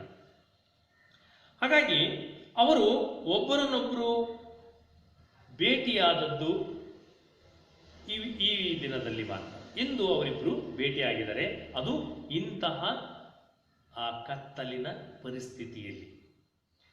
ತಿಪ್ಪಣ್ಣ ಆ ಕೋಣೆಯ ತುಂಬಾ ಕಣ್ಣಾಡಿಸಿ ಶಂಕರಣ್ಣನನ್ನು ನೋಡಿದ. ಆ ಕೋಣೆಯ ಒಳಭಾಗದಲ್ಲಿ ಸುತ್ತ ಕಣ್ಣಾಡಿಸಿ ಶಂಕರಣ್ಣನ ಕಡೆ ನೋಡ್ತಾನೆ.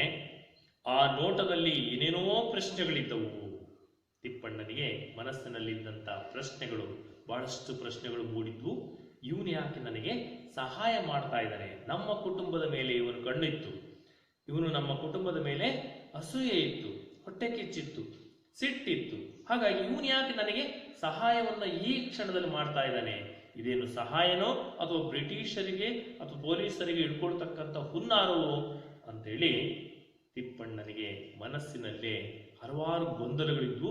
ಆ ಪ್ರಶ್ನೆಗಳು ಮೂಡ್ತಾ ಇದ್ವು. ಅವನ ನೋಟದಲ್ಲಿ ಆ ಪ್ರಶ್ನೆಗಳು ಕಾಣ್ತಾ ಇದ್ವು. ಇದು ನನ್ನ ಮನೆ ಅಲ್ಲ. ಆಗ ಹೇಳ್ತಾನೆ ಶಂಕರಣ್ಣ, ಇದು ನನ್ನ ಮನೆ ಅಲ್ಲ. ನನ್ನ ಮನೆಯನ್ನ 4 ತಿಂಗಳ ಹಿಂದೆ ರಜಾಕಾರರು ಸುಟ್ಟುಬಿಟ್ರು. ಆಗ ತಿಪ್ಪಣ್ಣ ಹೇಳ್ತಾನೆ, ಏನಂತ? ತಿಪ್ಪಣ್ಣನಿಗೆ ಹೇಳ್ತಾನೆ, ಇದು ನನ್ನ ಮನೆ ಅಲ್ಲ, ನನ್ನ ಮನೆನ ರಜಾಕಾರರೆಲ್ಲ ಸೇರ್ಕೊಂಡು 4 ತಿಂಗಳ ಹಿಂದೆನೆ ಸುಟ್ಟು ಹಾಕ್ಬಿಟ್ರು. ಇದ್ದ ಒಬ್ಬಾಕಿ ಅಮ್ಮ ಹೋದ ವರ್ಷ ಸತ್ತು ಹೋದ್ಲು. ನನಗೊಬ್ಳು ಅಮ್ಮ ಇದ್ಲು, ಅವಳು ಕಳೆದ ವರ್ಷ, ಹೋದ ವರ್ಷ ಅವಳು ಕೂಡ ಸತ್ತು ಹೋದ್ಲು. ನಾನೊಬ್ಬನೇ ಊರಾಗ ಕಷ್ಟ ಮಾಡ್ಕೆಂತ ಕೈ ಬಾಯಿ ಸುಟ್ಕೊಂಡು ಅಡಿಗೆ ಮಾಡ್ಕೊಂಡು ಹಂಗೂ ಹಿಂಗೂ ಬದುಕು ನಡೆಸ್ದೆ. ಅಲ್ಲಿ ಇದ್ದಂಥ ವ್ಯಕ್ತಿ ಹೇಳ್ತಾ ಇದ್ದಾನೆ, ನನಗೆ ಕಳೆದ ವರ್ಷ ರಜಾಕಾರೆಲ್ಲ ಸೇರಿ ನನ್ನ ಮನೇನ ಸುಟ್ಟು ಹಾಕ್ಬಿಟ್ರು. 4 ತಿಂಗಳಿಂದೇನೆ ಸುಟ್ಬಿಟ್ರು. ಒಬ್ಬಾಕಿ ಇದ್ಲು, ಇದ್ದ ಒಬ್ಬಾಕಿ ಅಮ್ಮ, ನಮ್ಮ ತಾಯಿ ಇದ್ಲು, ಅವಳು ಕೂಡ ಹೋದ ವರ್ಷ ಸತ್ತು ಹೋದ್ಲು. ಊರಾಗೆ ಕಷ್ಟ ಮಾಡಿಕೊಂಡು, ಕಷ್ಟ ಅಂತಂದ್ರೆ ಕ್ಷೌರ, ಕಟಿಂಗ್ ಶಾಪ್ ಅಂತ. ಕಷ್ಟ ಅಂದ್ರೆ ಮನೆಗೆ ಹೋಗಿ ಕೂದಲನ್ನು ಕಟ್ ಮಾಡಿ ಅಥವಾ ಕ್ಷೌರವನ್ನ ಮಾಡಿ ಬದುಕ್ತಕ್ಕಂಥ ಒಬ್ಬ ವ್ಯಕ್ತಿಯಾಗಿದ್ದ. ಕಷ್ಟ ಮಾಡ್ಕೆಂತ ಕೈ ಬಾಯಿ ಸುಟ್ಟುಕೊಂಡು ಅಡಿಗೆ ಮಾಡಿಕೊಂಡು ಹಂಗೂ ಹಿಂಗೂ ಬದುಕು ನಡೆಸಿದೆ. ಇವನು ಹೇಳ್ತಾ ಇದ್ದಾನೆ ವ್ಯಕ್ತಿ, ನಾನು ಹೇಗೋ ಕಷ್ಟಪಟ್ಟು ಕ್ಷೌರ ಮಾಡಿಕೊಂಡು ಊರಲ್ಲಿ ಹಂಗೂ ಹಿಂಗೂ ಕೈ ಬಾಯಿ ಸುಟ್ಕೊಂಡು ಅಡಿಗೆ ಮಾಡಿಕೊಂಡು ನಾನೇ ಊಟ ಮಾಡಿಕೊಂಡು ಬದುಕನ್ನ ನಡೆಸ್ತಾ ಇದ್ದೀನಿ. ರಜಾಕಾರರ ಹಾವಳಿ ಶುರುವಾಯ್ತಲ್ಲ, ನನಗೆ ಸುಮ್ಮನೆ ಕುಂದ್ರದು ಆಗಲಿಲ್ಲ. ಈ ರಜಾಕಾರರು ಅವರ ಹಾವಳಿ ಜಾಸ್ತಿ ಆಗಿಬಿಟ್ಟು, ಹಾಗಾಗಿ ನನಗೆ ಸುಮ್ಮನೆ ಕೂತ್ಕೊಳ್ಳೋದಕ್ಕೆ ಆಗಲಿಲ್ಲ. ಬೆಟ್ಟದೂರ್ ಗೌಡ್ರ ಜೊತೆಗೆ ತಿರ್ಗಾಕ ಶುರು ಮಾಡಿದೆ. ಆ ಬೆಟ್ಟದೂರ್ ಗೌಡ್ರ ಜೊತೆಯಲ್ಲಿ ನಾನು ತಿರುಗೋದಕ್ಕೆ ಶುರು ಮಾಡಿದೆ. ಹೇಳಿ ಕೇಳಿ ಅವರು ಗೌಡ್ರು, ಆ ಬೆಟ್ಟದೂರ್ ಗೌಡ್ರು ಮೊದಲೇ ಗೌಡ್ರು ಅವರು, ಅವ್ರ ಜೊತೆ ನಾನು ತಿರುಗಾಡೋದಕ್ಕೆ ಶುರು ಮಾಡಿದಾಗ ದೊಡ್ಡ ಗುಂಪು ಕಟ್ಟಿ ನಿಜಾಮನ, ಹೈದರಾಬಾದ್ ನಿಜಾಮ, ಬ್ರಿಟಿಷ್ ಅಲ್ಲ, ಇಲ್ಲಿ ಹೈದರಾಬಾದ್ ನಿಜಾಮನ ಜೊತೆಯಲ್ಲಿ ಅವನು ಪೊಲೀಸರನ್ನ ನೇಮಿಸಿದ್ದಾನೆ.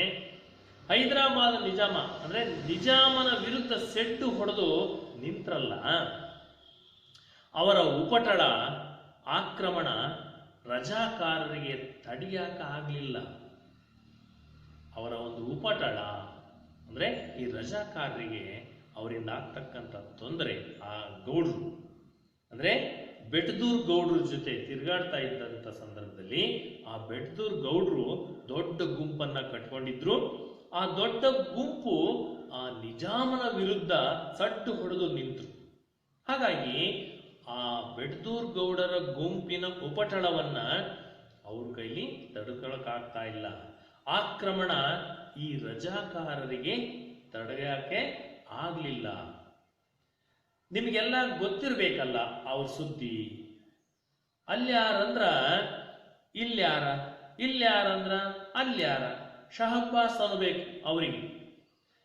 ಇವತ್ತಿಗೂ ಯಾರ ಕೈಯಾಗ ಸಿಗ್ಲಿಲ್ಲ.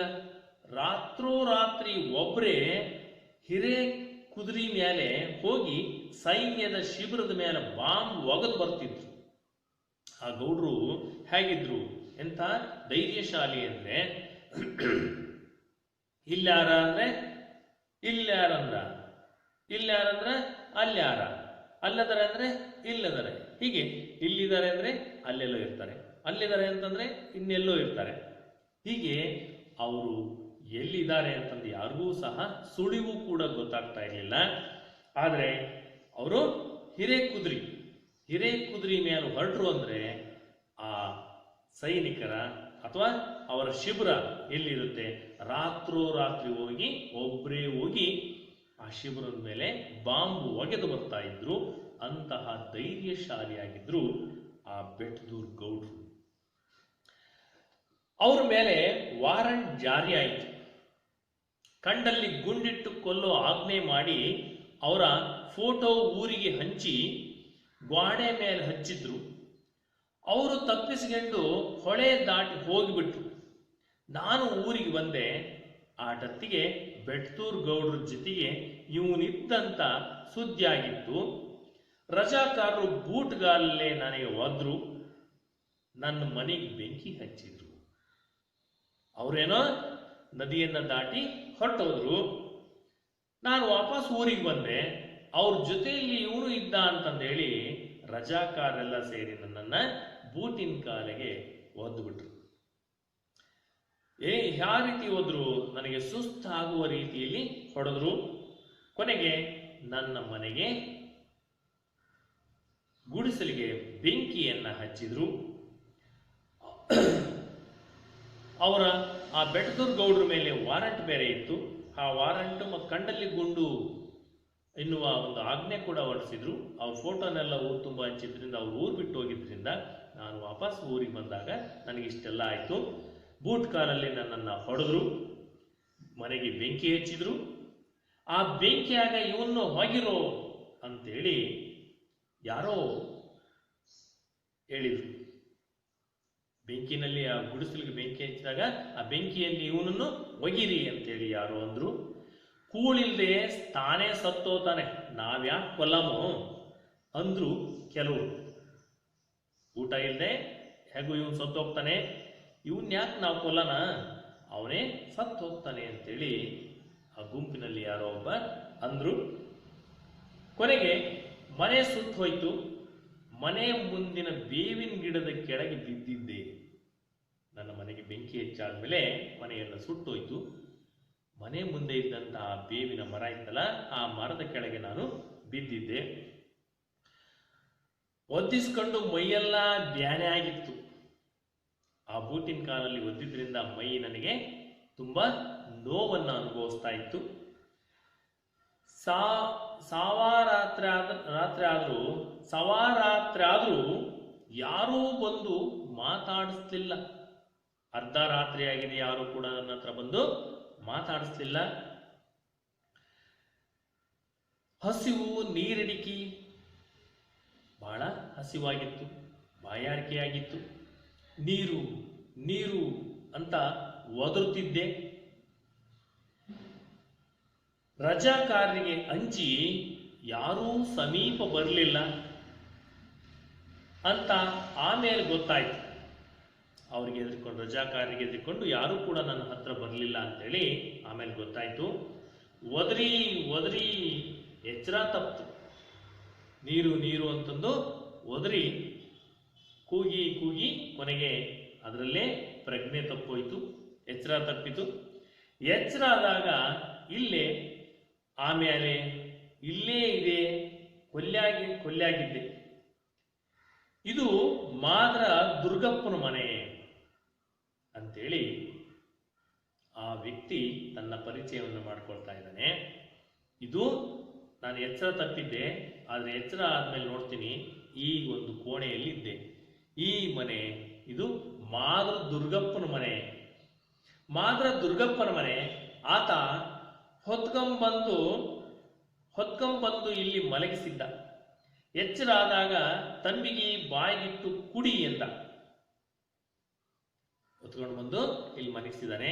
ನನಗೆ ಎಚ್ಚರ ಆದ್ಮೇಲೆ ತಂಬೆಯಲ್ಲಿ ನೀರನ್ನು ತಗೊಂಡು ಬಂದು ಕುಡಿ ಅಂತೇಳಿ ಬಾಯಿ ಹತ್ರ ಇಟ್ಟಿದ್ದಾನೆ. ನಾನು ಆತನನ್ನೇ ದಿಟ್ಟಿಸಿ ನೋಡಿದೆ. ಕುಡಿ ತಮ್ಮ, ಜೀವ ಬದುಕಲಿ ಮೊದಲು. ಜೀವಕ್ಕೆ ಯಾವ ಕುಲಾನೂ ಇಲ್ಲ. ಗಾಳಿಗೆ ಕುಲ ಅದೇನ ತಮ್ಮ, ನೀರಿಗೆ ಕುಲ ಅದೇ ತಮ್ಮ, ನೆಲಕ್ಕೆ ಕುಲ ಅದೇನು, ಅದು ನಾವು ಮಾಡ್ಕೊಂಡಿದ್ದು, ಕುಡಿ ಅಂದ. ಆಗ ಆ ಮಾದರ ದುರ್ಗಪ್ಪ ಹೇಳಿದಂಥ ಮಾತುಗಳು ಅವನಿಗೆ ಆ ಕ್ಷಣದಲ್ಲಿ ಏನಾಯಿತು, ಜೀವ ಉಳಿಸಿಕೊಳ್ಳೋದು ಮೊದಲನೇ ಒಂದು ಆದ್ಯತೆ ಆಗಿತ್ತು. ಹಾಗಾಗಿ ಅವನು ಹಿಂದೆ ಮುಂದೆ ಏನು ನೋಡದೆ ಆ ಮಾದರ ದುರ್ಗಪ್ಪ ಕೆಲವು ಮಾತುಗಳನ್ನು ಆಡ್ದ. ನೀರಿಗೆ ಕುಲ ಇಲ್ಲ, ಗಾಳಿಗೆ ಕುಲ ಇಲ್ಲ, ಹಾಗಾಗಿ ಮೊದಲು ಜೀವ ಉಳಿಸ್ಕೋ ಅಂತೇಳಿ ಕುಡಿ ನೀರನ್ನ ಅಂತೇಳಿ ಕುಡಿಸ್ತಾ, ಆಗ ಘಟ ಘಟ ತಂಬಿಗೆ ನೀರು ಕುಡ್ದೆ. ದುರ್ಗಪ್ಪ ಒಳಗೆ ಹೋಗಿ ಕಟಿ ರೊಟ್ಟಿ, ಖಾರ ಪುಡಿ, ಒಂದೀಟಿ ಎಣ್ಣೆ, ಉಳ್ಳಾಗಡ್ಡಿ ತಂದು ಮುಂದಿಟ್ಟ. ಆ ದುರ್ಗಪ್ಪ ಮನೆ ಒಳಗೆ ಹೋಗಿ ಒಂದಷ್ಟು ಕಟಿ ರೊಟ್ಟಿ, ಕಡಕ್ ರೊಟ್ಟಿ ಮತ್ತೆ ಖಾರದ ಪುಡಿ, ಹಾಗೆ ಒಂದೀಟಿ ಎಣ್ಣೆ, ಒಂದಿಷ್ಟು ಉಳ್ಳಾಗಡ್ಡಿ, ಇದನ್ನೆಲ್ಲ ತಂದು ಮುಂದೆ ಇಟ್ಟು ತಿನ್ನು ಅಂದ. ಹಂಗಂದ ತಕ್ಷಣ ಆತನ ಮಾರೆ ನೋಡ್ದೆ, ಅವನ ಮುಖವನ್ನು ನೋಡಿದಾಗ ಕೂಲ ಮರ್ತು ಬಿಡು ತಿನ್ನೋ ಅಂತೇಳಿ ಗಟ್ಟಿ ಧ್ವನಿಯಲ್ಲಿ ಆತ ಹೇಳ್ದ. ಅಂದ ಒಂದೆರಡು ಬಸವಣ್ಣನವರ ವಚನ ಹೇಳ್ದ. ಅವನು ಸುಮ್ಮನೆ ಬಿಡ್ಲಿಲ್ಲ, ಇವನು ಆ ರೊಟ್ಟಿ ತಿನ್ನೋದಕ್ಕೆ ಇನ್ನೂ ಒಂದೆರಡು ಬಸವಣ್ಣನವರ ವಚನವನ್ನು ಹೇಳ್ದ. ಕಕ್ಕಯ್ಯನ ಮನೆಯಾಗ ಬಸವಣ್ಣ ಉಂಡದ್ದು ಹೇಳ್ದ. ಆತ ಊರಾಗ ಯಾಕ 4 ಹಳ್ಳ್ಯಾಗ ವೇದಾಂತಿ ಅಂತ ಹೆಸರು ಮಾಡಿದ್ದ. ಕಕ್ಕಯ್ಯನ ಮನೆಗೆ ಬಸವಣ್ಣ ಊಟ ಮಾಡಿದ್ದನ್ನ ಆ ಉದಾಹರಣೆಯನ್ನು ಕೊಟ್ಟ. ಹಾಗಾಗಿ ಆತ ದೊಡ್ಡ ಮನುಷ್ಯ ಆಗ್ಯದಾನೆ. ಆ ಕಕ್ಕಯ್ಯನ ಮನೆಯಾಗ ಬಸವಣ್ಣ ಉಂಡದ್ದು ಹೇಳಿದ. ಆತ ಊರಾಗೆ ಯಾಕ ಹಳ್ಳ್ಯಾಗ ವೇದಾಂತಿ ಅಂತ ಹೆಸರು ಮಾಡಿದ್ದ. ಅವನೊಬ್ಬ ಗಾಂಜಿ ಬುಕ್ಕ, ಅಂದ್ರೆ ಗಾಂಜಾವನ್ನ ಸೇರ್ತಕ್ಕಂಥ ಒಬ್ಬ ಆಗಿದ್ದ ಅಂತ ನಾ ತಿಳ್ಕೊಂಡಿದ್ದೆ. ಈಗದು ತಪ್ಪೆನಿಸಿತು. ಅವನೇನೊಬ್ಬ ಗಾಂಜಾ ಹೊಡ್ಕೊಂಡಿದ್ದಾನೆ ಅಂತಂದೇಳಿ ನಾನು ಅಂದ್ಕೊಂಡಿದ್ದೆ. ಆದರೆ ಅವನ ಮಾತಿ ಕೇಳಿದ್ಮೇಲೆ ತಪ್ಪನಿಸ್ತು. ಆತ ಬಹಳ ದೊಡ್ಡ ಮನ್ಸ ಅನಿಸಿತು. ಆತ್ನೆ ರೊಟ್ಟಿ ಮುರಿದು ಎಣ್ಣೆಯಾಗ ಖಾರದ ಪುಡಿ ಕಲಸಿ ಬಾಯಿಗಿಟ್ಟು ಏನ್ ರುಚಿ ಇತ್ತದು, ಗಪ ಗಪ 2 ರೊಟ್ಟಿ ತಿಂದೆ. ಹಂಗೆ ಕಾಲ್ ಚಾಚಿ ಮಲಗಿದೆ ಅಂತೇಳಿ ಆ ವ್ಯಕ್ತಿ, ಬಾಗಿಲನ್ನು ತೆಗೆದಂತಹ ವ್ಯಕ್ತಿ ತನ್ನ ಪರಿಚಯವನ್ನ ತಿಪ್ಪಣ್ಣನಿಗೆ ಮಾಡಿಕೊಟ್ಟ. ಅವತ್ತಿನಿಂದ ಈ ಕೋಣೆ ನಮ್ಮದಾಯ್ತು. ನಾನು ರಾತ್ರಿ ಕಣ್ತಪ್ಪಿಸಿ ಹೊಳೆ ದಾಟಿ ಹೋಗ್ತೀನಿ, ಕೆಲವು ದಿನ ಅಲ್ಲಿರ್ತೀನಿ, ಮತ್ತೆ ಇಲ್ಲಿಗೆ ಬರ್ತೀನಿ. ಹೀಗೆ ಅವನ ದಿನಚರಿಯನ್ನ ಅಲ್ಲಿ ಹೇಳ್ತಾ ಇದ್ದಾನೆ. ಅವತ್ತಿನಿಂದ ಈ ಕೋಣೆ ನಮ್ದಾದ ಮೇಲೆ ರಾತ್ರಿ ವೇಳೆ ನಾನು ಕಣ್ತಪ್ಪಿಸಿ ಹೊಳೆಯನ್ನ ದಾಟಿ ಹೋಗ್ತೀನಿ, ಕೆಲವು ದಿನ ಅಲ್ಲಿರ್ತೀನಿ, ನಂತರ ಮತ್ತೆ ವಾಪಸ್ ಇಲ್ಲಿಗೆ ಬರ್ತೀನಿ. ನನ್ನ ಜೊತೆಗೆ ಶಿಬಿರದವರು ಬರ್ತಾರ. ದುರ್ಗಪ್ಪನ ಕೋಣೆನೇ ಎಲ್ಲರಿಗೂ ಆಶ್ರಯ. ಇದರ ಬದಿಯಾಗ ಇನ್ನೊಂದು ಕೋಣೆ ಅದ, ಇದರ ಪಕ್ಕದಾಗ ಇನ್ನೊಂದು ಕೋಣೆ ಇದೆ. ಅದರ ಮುಂದ ಒಂದು ಜೋಪಡಿ, ಆ ಕೋಣೆ ಮುಂದೆ ಒಂದು ಜಗಲಿ ಕಟ್ಟೆ ಅಥವಾ ಜೋಪಡಿ ಅಂತದಿದೆ. ಅಲ್ಲಿ ದುರ್ಗಪ್ಪ ಇರ್ತಾನ. ಹೆಂಡ್ರು ಮಕ್ಕಳು ಜೊತೆಗೆ ಆ ಒಂದು ಜಗಲಿ ಮೇಲೆ ದುರ್ಗಪ್ಪ ಅಲ್ಲಿ ಇರ್ತಾನ, ಹೆಂಡತಿ ಮಕ್ಕಳ ಜೊತೆಗೆ. ಮಕ್ಕಳು ದುಡಿತಾರ, ಆತ ಭಜನಿ ಮಾಡ್ತಾನ. ಮಕ್ಕಳೆಲ್ಲ ದುಡ್ಕೊಂಬರ್ತಾರೆ, ಆ ದುರ್ಗಪ್ಪ ಅಲ್ಲಿ ಭಜನಿ ಮಾಡ್ತಾನ, ತತ್ವಪದ ಹಾಡ್ತಾನ. ರಾತ್ರಿ ತುಂಬಾ ಏಕದಾರಿ ಹಿಡಿದು ಹಾಡ್ತಾ ಕುಂತಿರ್ತಾನೆ. ತಂಬೂರಿ ತಗೊಂಡು ರಾತ್ರಿ ಎಲ್ಲ ಹಾಡ್ಕೊಂಡು ಕೂತ್ಕೊಂಡಿರ್ತಾನೆ. ನಾವು ಇಲ್ಲಿ ಇರೋದು ಯಾರಿಗೂ ಸುಳಿವು ಹೊತ್ತಂಗಿಲ್ಲ. ದುರ್ಗಪ್ಪ ಮನೆ ಬಾಕ್ಲಲ್ಲಿ ಮುಂದೆ ಕೂತ್ಕೊಂಡು ಅವನ ಪಾಡಿಗೆ ಅವನು ಭಜನೆ ಮಾಡ್ಕೊಂಡಿರ್ತಾನೆ. ಹಾಗಾಗಿ ನಾವು ಒಳಗಡೆ ಇರ್ತಕ್ಕಂಥದ್ದು ಯಾರಿಗೂ ಸುಳಿವು ಹೊತ್ತಂಗಿಲ್ಲ. ಬಹಳ ಸಾರಿ ದುರ್ಗಪ್ಪ ತಂದು ಕೊಟ್ಟಿದ್ದೇ ನಮ್ಮ ಊಟ. ಎಷ್ಟೋ ಸಾರಿ ದುರ್ಗಪ್ಪ ತಂದು ಕೊಡ್ತಾನೋ ಅದೇ ನಮ್ಮ ಊಟ. ನಾವು ಸಿಕ್ಬಿಟ್ರೆ ನಿಮ್ಗೂ ದುರ್ಗತಿ ದುರ್ಗಪ್ಪ ಅಂದ್ರೆ, ಅಕಸ್ಮಾತ್ ಏನಾದ್ರು ನಾವು ಸಿಕ್ಕರೆ ನಿನಗೆ ದುರ್ಗತಿ ಬಂದ್ಬಿಡುತ್ತೆ ಅಂತಂದು ಏನಾದ್ರು ನಾವು ಹೇಳಿದ್ರೆ, ನಿಮ್ಮಂಗ ಪ್ರಾಣದ ಹಂಗು ತೊರೆದು ದೇಶಕ್ಕಾಗಿ ನಾನಾಗ್ಲಿ ನನ್ನ ಮಕ್ಕಳಾಗ್ಲಿ ಏನೂ ಮಾಡಿಲ್ಲ. ದುರ್ಗಪ್ಪ ಹೇಳ ಮಾತಿದು. ಈಗ ಇಷ್ಟಾದ್ರೂ ನಮ್ಮಿಂದ ಆಗ್ತದಲ್ಲ, ಈ ಸುಡುಗಾಡು ರಾಜ್ಯದಾಗ ಇರೋದಕ್ಕಿಂತ ಸಾಯೋದು ಬೇಸಲ್ಲೇನು? ಆದ್ರೆ ಈ ಹೋರಾಟದಾಗ ನಿಜಾಮ ಮಾತ್ರ 7 ಹೆಸರಲ್ಲಿಲ್ದಂಗಾಗೋದು ಖರೆ. ಗೆಲುವು ನಮಗೆ. ಬದುಕಿದರೆ ಸ್ವತಂತ್ರ ನೋಡೋಣ, ಹೆಂಗಿರ್ತದ? ಸತ್ರೆ ದೇಶಕ್ಕಾಗಿ ಸತ್ತ ಅಂತಾರ. ಅಂತ ಸಾವು ಯಾರಿಗುಂಟು, ಯಾರಿಗಿಲ್ಲ. ಅದು ಪುಣ್ಯದ ಕೆಲಸ. ನಮ್ಮ ಮುಂದಿನವರಾದರೂ ಸ್ವತಂತ್ರ ನೋಡ್ತಾರಲ್ಲ ಅಂದ. ಆ ದುರ್ಗಪ್ಪನ ಮಾತಿನಲ್ಲಿ ಎಷ್ಟೊಂದು ಸತ್ಯ ಇದೆ ನೋಡಿ. ಹಾಗಾಗಿ ಈ ಸ್ವಾತಂತ್ರ್ಯ ಹೋರಾಟ ಚಳುವಳಿಗೆ ಸಹಾಯ ಮಾಡುವ ಒಂದು ಆ ಮನೋಭಾವ ಆ ದುರ್ಗಪ್ಪ ಮತ್ತು ಆತನ ಕುಟುಂಬಕ್ಕೆ ಬಂದಿರೋದನ್ನ ಇಲ್ಲಿ ತಿಪ್ಪಣ್ಣ ಅರ್ಥ ಮಾಡ್ಕೊಳ್ತಾನೆ. ಆ ರೀತಿ ಹೇಳಿದಾಗ ಆಗಾಗ ಆತ ಇಂಥ ಮಾತು ನಮಗೆ ಹೇಳ್ತಿರ್ತಾನ. ಅವನ್ನ ಕೇಳಿ ನಮ್ಮ ಕೈಕಾಲು ಉಕ್ಕಿನಂಗ ಆಗ್ತಾವ. ಒಂದೇ ಉಸಿರಿಗೆ ಶಂಕರಣ್ಣ ನುಡಿದ. ಅಂದ್ರೆ ಆ ಶಂಕರಣ್ಣ ಅಲ್ಲಿ ನಡೆದಂತಹ ಘಟನೆಗಳನ್ನೆಲ್ಲವನ್ನು ತಿಪ್ಪಣ್ಣ ಮತ್ತು ಆ ರೆಡ್ಡಿ ಅವರಿಗೆ ಇಬ್ಬರಿಗೂ ಅಲ್ಲಿ ತಿಳಿಸ್ತಾನೆ. ಭೀಮರೆಡ್ಡಿ ಮತ್ತು ತಿಪ್ಪಣ್ಣನಿಗೆ ಆ ಶಂಕರಣ್ಣ ತನ್ನ ವೃತ್ತಾಂತವನ್ನು ಅಲ್ಲಿ ಬಿಚ್ಚಿಡ್ತಾನೆ. ಹೀಗೆ ಆ ದುರ್ಗಪ್ಪನ ಒಂದು ಉರಿದ ಬದುಕನ್ನ ಅಥವಾ ಆ ದುರ್ಗಪ್ಪನ ಒಂದು ಸಹಾಯದಿಂದ ಇವರಿಗೆ ಆಶ್ರಯ ಸಿಕ್ಕಂತ ಒಂದು ಜೀವನ, ಅಂದರೆ ಸ್ವಾತಂತ್ರ್ಯ ಹೋರಾಟಕ್ಕಾಗಿ ಸ್ವಾತಂತ್ರ್ಯ ಹೋರಾಟದ ಆ ಒಂದು ಹಾದಿಯಲ್ಲಿ ಇವರ ಜೀವನ ಯಾವ ರೀತಿ ಒಂದು ರೀತಿಯ ಉರಿದ ಬದುಕಾಯಿತು ಅನ್ನೋದನ್ನ ಇಲ್ಲಿ ಲೇಖಕರಾದಂತಹ ಶಾಂತರಸ ಅವರು ಎಷ್ಟು ಸುಂದರವಾಗಿ ಇಲ್ಲಿ ಚಿತ್ರಿಸಿರ್ತಕ್ಕಂಥದ್ದನ್ನು ಕಥೆಯ ರೂಪದಲ್ಲಿ ಕಟ್ಟಿಕೊಟ್ಟಿರ್ತಕ್ಕಂಥದ್ದನ್ನು ನಾವು ಈ ಒಂದು ಉರಿದ ಬದುಕು ಎಂಬ ಗದ್ಯ ಭಾಗದಲ್ಲಿ ತಿಳ್ಕೊಂಡ್ವಿ. ಇದು ಎಲ್ರಿಗೂ ಕೂಡ ಅರ್ಥ ಆಗಿದೆ ಅಂತ ಹೇಳಿ ಭಾವಿಸ್ತಾ ನಾನು ಇಲ್ಲಿಗೆ ಪಾಠವನ್ನು ಮುಗಿಸ್ತಾ ಇದ್ದೀನಿ. ನಮಸ್ಕಾರ.